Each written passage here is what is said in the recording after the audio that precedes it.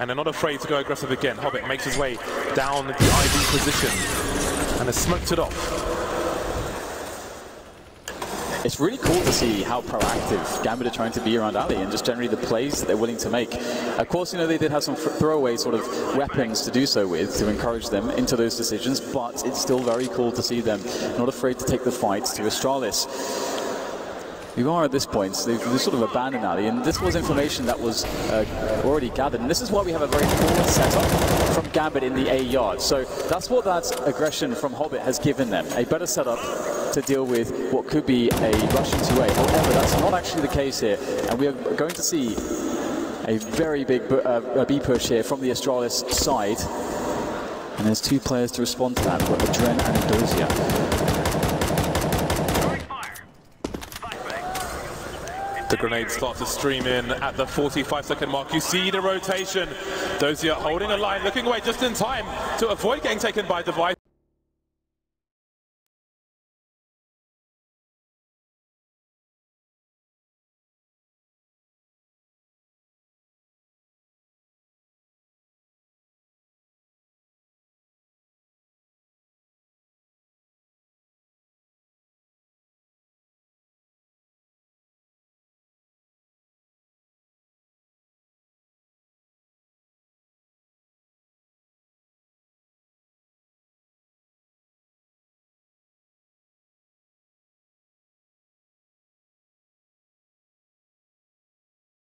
And they want to give it their best shot now.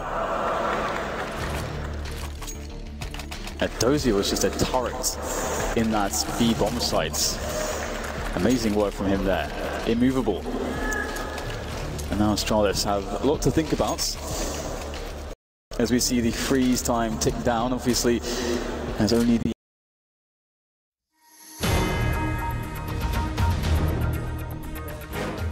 that's a pretty solid defense here. Nades to sail in as well, and there's not armor to really sustain that damage for them.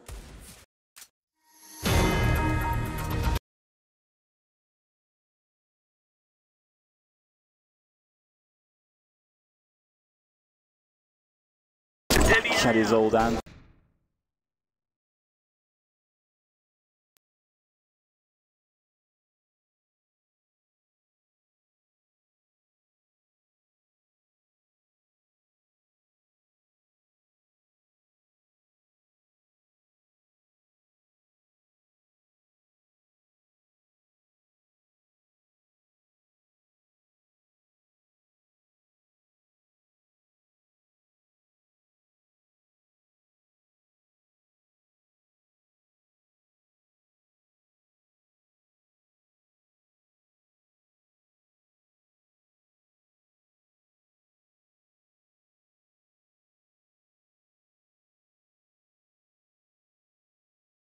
would be welcome. Dozia trusted with the B bomb site alone.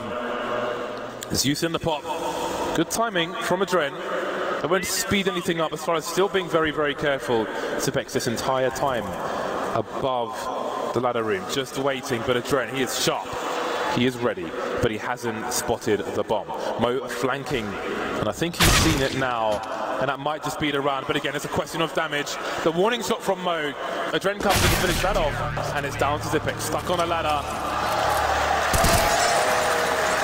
I love the play there from Dupree, just trying to creep around the trains to find those angles and see if he can pick somebody off. And it's so cool because, that said as well, Gambit, I love the way that they fell back into the bomb site and tried to essentially deny as much as possible from the sense of, you know, what angles can they find to get picks from here, because the A yard is full of all these trains, these angles to deal with. There's so many spots to look at, so you really have to adjust and take those key positions where you can keep your teammates alive and not be exposed too much. Did that perfectly.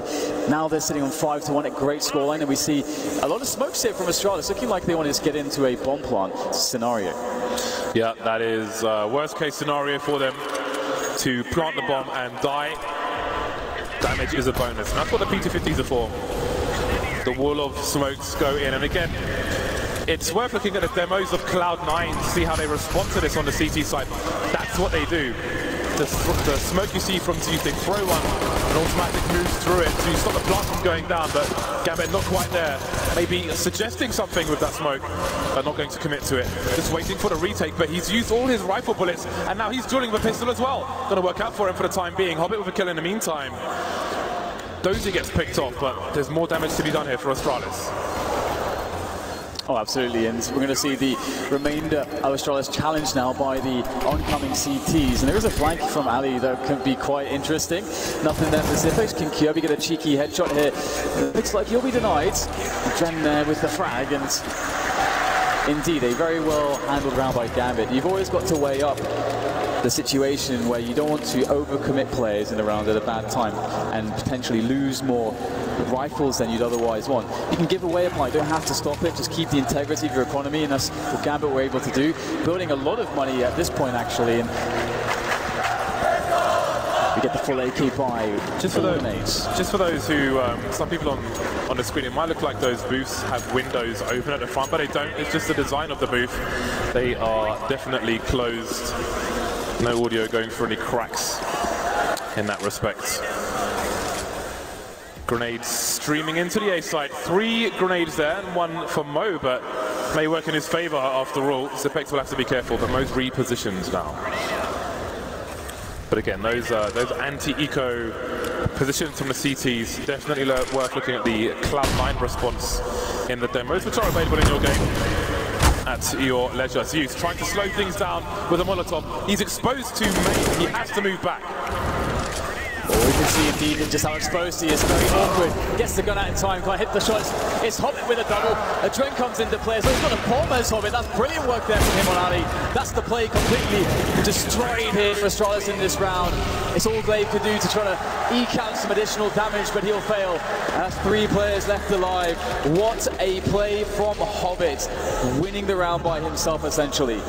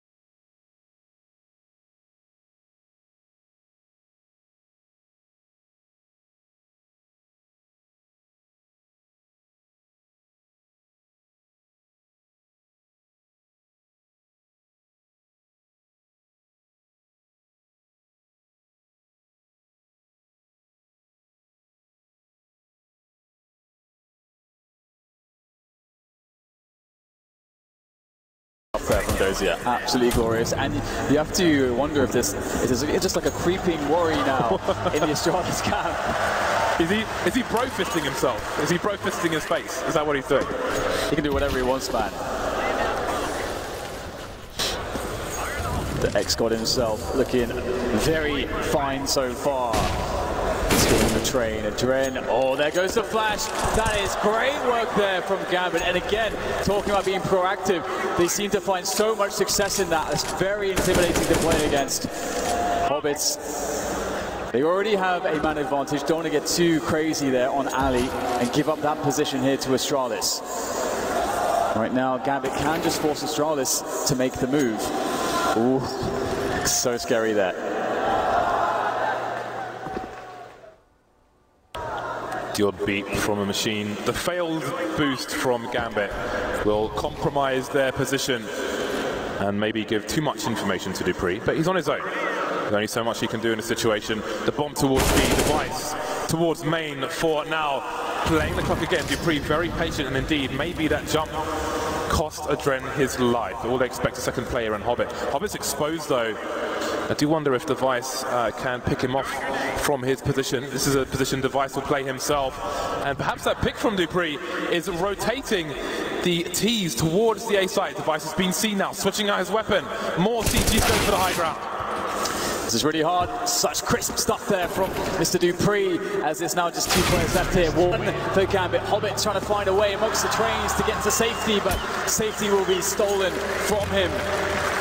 A very, very needed round for Astralis. They're on 2 now. It's a long road to recovery, but that is going to give them some measure of confidence. But the problem is that Gambit did actually build a pretty nice economy in this string of rounds that they've won. So they're going to be hitting hard again into the next round with a big buy featuring Mo on the AWP. He's had a fairly quiet game so far. I wonder if we'll see more of Mo here in this. Astralis with some alley presence to begin with. This is the usual angle Mo will take at the beginning of a round.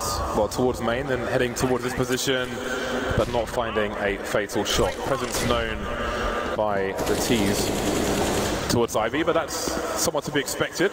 The bomb is not far from them as well, but kept out of sight, and in response, Gambit maybe sending Hobbit into main. I don't know. I think he's on a train at the moment, just harassing once again, but are they brazen enough to go for the same play? It does seem like Gambit are in this mindset that they always looking for it. Where can we get this aggression in? What can we do? What small plays can we make? Is it a pop flash? Is it just a full-on push? And right now they can't find anything just yet. And perhaps they don't want to get too aggressive at the front of the A yard just because of the presence they saw on Ali earlier on. You don't want to make that. You don't want to spread yourselves too thin, and it might fall back onto Adren and Dozier. They've been the dynamic duo for the B defenses so far. Perhaps, though, they'll be tested here once again as Astralis do begin to bring the bomb to B. Waiting for the smoke to go, but here's a Molotov, and Dozier's close enough to hear that there are players in presence. Does that mean a rotation? Dupree, he's running towards the A main, maybe trying to give sound cues, but now the T's are spotted, making plays towards the A site, but they're picks towards B. Which way do Astralis go? Zeus around the smoke, can't get a kill onto the device, and here comes the bomb. Hobbit on the site though, and he's got Mo to run distraction to the back. Oh, they're doing a good job. They're still holding onto the bomb train. But for how much longer? Another nice frag there from him. He's holding this position very well. Mo is rotating in from Ali. He's the last man standing now with the AWP. Looking for this 1v2 clutch. There's the first shot available, but Kirby's going to nail him straight in the face. It's going to be a round again for Astralis. A very hard one. The chaos there was absolutely unreal, but they managed to overcome it to bring themselves to 3 against the 8 that Gambits currently have. That is a monster round for Astralis, planting the bomb with around 4 seconds on the clock. A very close round for them. That is a release of energy right there. Mo has bought an AWP. He had almost $9,000 in the bank. So the rest of his team around 3 to 4. Okay, seems they're going to force it up. So his use might be short. He can go mag 7. He's playing around the pop dog position. So this is viable for Gambit. Tactical timeout soon to expire from the Gambit side.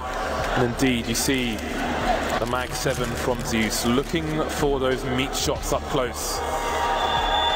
But what the problem for Zeus is, this limits the support he can offer towards the main area should it be required later on. If Hobbit goes towards main and gets picked off, then Zeus will be in a pickle. And that's something to be aware of. Limited grenades for Gambit. Dozier and Adren haven't bought just yet, and they're going to restart the rounds. So we'll soon see what Gambit will have to offer in full.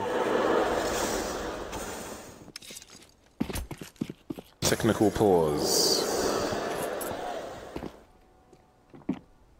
We will get to experience these boosts tomorrow, Dan. I know, right? When I walked in and that dawned on me, I was like, I kind of had a holy crap moment. That's amazing. We don't have those in Quake, James. Does that mean you're nervous? Never played them in a booth before. They haven't announced the teams. I'm not going to digress too much away from the match. But while the pause is here, it'll be very interesting to see what the experience is like firsthand. Yeah, and I do also wonder, you know, how difficult it can be to be, you know, the team with the against the home field advantage as well. I think that's a very interesting dynamic. I hope we see more and more of that in the we definitely will. Evolution. Yeah, absolutely. We will see more of that later on. Yep. Will be brought to you by Monsieur Sadakist and Mr. Henry G. It's interesting with this game too because it looks like Gambit just feels so much more comfortable getting that CT start on train. I guess, you know, it's generally a map that is a bit more simple in approach than an Inferno, and they've not fallen into that economic trap, so we're seeing a much better representation of their skill sets. And right now it's pretty scary. It's a really solid lead that they have on this third map. And I can't quite wrap my head around the possibility that we could have Gambit in the finals of the major, James, especially how competitive this major has been. Yeah, but 8-3 looks good, but with Astralis winning the last 2 rounds, it's not as solid as it would seem, and I would be concerned if I was Gambit, because you got to feel like you're a dog going into this, an underdog that is, not a general dog obviously, but you got to feel like you're an underdog going into this. So if as Astralis start to come back, I mean, you really want those massive scorelines against them. You don't want to give them a chance to get back into this match. So Astralis, if they continue this momentum, then I would start to sweat if I was a Gambit fan. But I mean, 3 rounds on the board for Astralis. Can't be confident if you're a supporter of them either. Yeah, it's definitely looking very, very scary at the moment.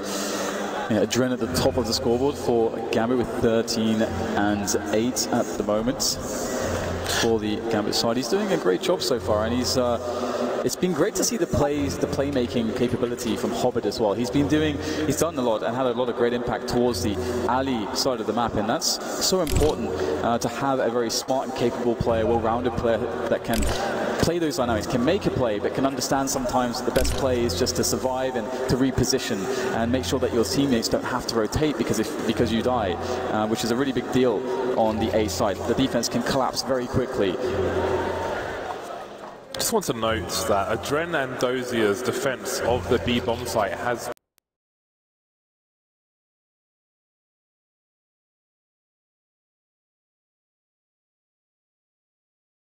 a number of times or taken them to their doom. Either one works. So we've got some tech issues on the Astralis side. 2 or 5 players on the server at the moment, so hopefully it is resumed soon. Pretty packed Tauron Arena here in Krakow. My second time here. I was here I think 7 years ago. Apparently it's changed a lot. What hasn't changed is good Polish food. I was about to say, what hasn't changed is that the pierogi is still amazing. Shout outs to pierogi. I haven't had, James, I haven't had Polish cheesecake yet. I keep looking for it. It's never to be found. I'm sure Pasha can lead us to some Polish cheesecake. Christmas special. I mean, considering how much you talk about it, I just... Polish cheesecake is the best thing in the world. You see, they agree. Polish cheesecake is awesome. I had a Polish Christmas this Christmas. It was great, man. Got my pierogi game on, homemade borscht, everything. It was marvelous. Players incoming shortly, I am told. I am promised by production. Astralis in good spirits. You can see a smiling device, which is good, especially considering you're 6 rounds down. And the thing as well is that it's much like Overpass, you know, they are going to be so confident that their CT side's going, you know, that they have such an amazing CT side. It's really just a case that as long as you have, you know, those 3 to 5 rounds and, you know, you are able to take that pistol, then you're in a comfortable situation even if you're behind a few rounds. The only disaster or nightmare situation is if you only get like 3 rounds and okay, maybe you have just enough to survive, and then you lose the pistol. That's really the nightmare scenario. But I think that Astralis should be able to avoid this situation. As you said, there's a few rounds left in this first half. They've got some momentum now. They're finding some success. They're very close to breaking the money completely, I believe, of Gambit, because we'll find out when things do resume how that situation is going. So a lot to be worked with for Astralis. Did you select your GoTV players, James? Because you have a habit of doing this. That's a good point, actually. I believe you did not do that. It's hard to remember sometimes. So, GoTV picks. Let me just pick the top fraggers and just pretend. There we go. Let's see. I mean, to be honest, Adren and Dozier on the CT side, their defenses, there are 3 rounds left of this first half, but while those rounds still exist, when they're on the bye, I think it's a good pair of players to watch. watch them hold things down and defend from the Astralis players. So I'd say Adren and Dozier on the B bomb site. Would you have picks for the T side of Astralis? I mean, I probably would just say Device, to be honest, just because he's amazing, obviously, with every weapon, and he's going to be the guy that gets the AWP. If there's an AWP on the team, he's going to be the one looking for the picks and trying to, enable his players that way. So generally, I think he's always a safe bet in that sense. Device.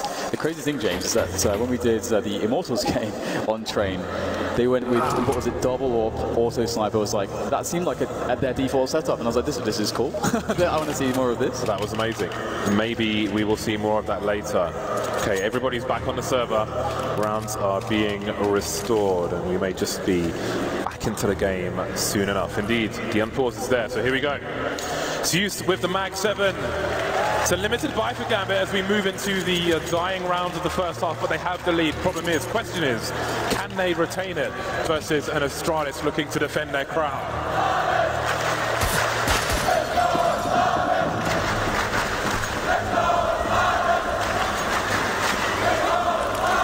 So here we go, we get to see now exactly what the plan is for the Astralis side. They've got, of course, the AWP onto Mr. Device, of course. Some forward smokes here from the CTs. Gambit looking to pressure and waste some grenades here of Astralis, and maybe perhaps force them into Zeus, which would be perhaps quite spectacular, as he is right now holding on to a Mag 7, a great weapon for the pop dog position, or even quick pushes into the inner areas. Astralis are gathering towards B, and you were talking about the defense that can be offered by Dozier and Adren. Perhaps we'll see another one of those, because it's like Astralis are intent on B at the moment. And Adren's made his way back towards B with really good timing. Gambit put 4 into A, but he's ready for the defense. Zeus is still in the ladder room. Maybe he'll come into play later. No smoke on the top half from Astralis, and they're all charging towards Connector. Nobody going for the side just yet. Device with great frag onto Dozier. What a great start from Astralis. Yeah, he does a lot of damage, but his lead does go down. It's going to be a tough situation now to hold on to.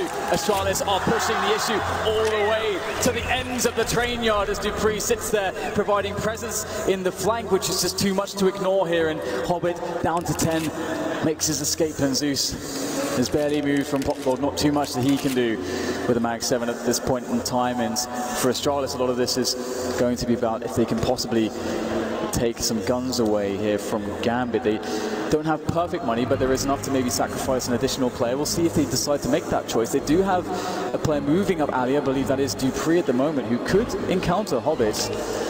Hobbit has a great position though. Would Dupree expect this? Only 10 HP, going to be perfect. And perfection was not achieved, nor was it achieved for Zeus. That is perfect there for Astralis. Can only assume a foot was seen and the wall bang was there. They've broken the money of Gambit, who may have to save. There were 4 rounds remaining, okay, because of the restore. So 3 rounds to go. Gambit can aim to win 2 of these 3 rounds, whereas Astralis will look for all 3. Far ahead in economy now. 4 rounds behind, sorry. They will look for the 7-8 scoreline. So let's see what Gambit has to offer with this almost non-buy. High explosive from Dozier, doesn't get much done. There's a lot of movement around Connector. They push through B with 2 players as well. Not wanting to wait around for this one. This is a 1 kill, but they will lose everybody in a matter of seconds. A brief round from Astralis, and we're back onto the buy for CTs. Nice.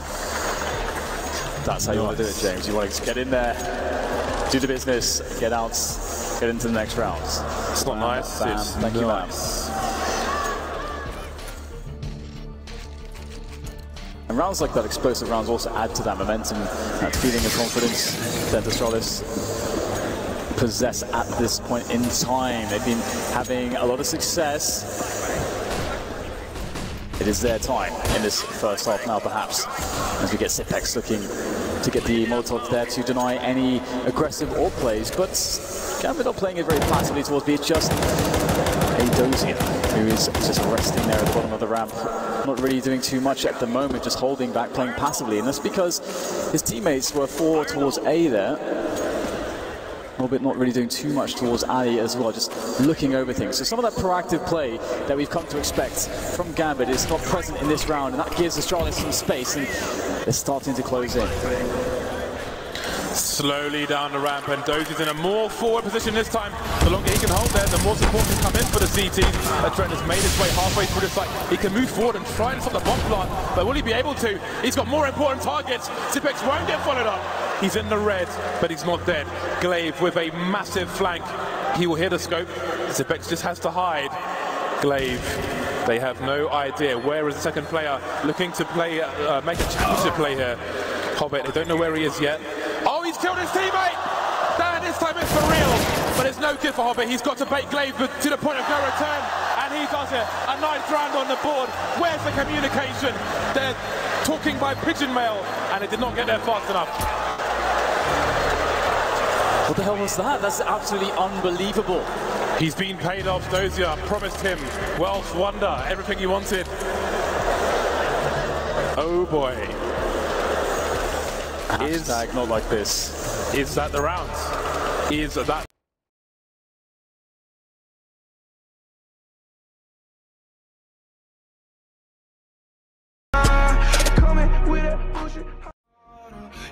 Yeah, if you fuck with winning, put your lighters to the sky.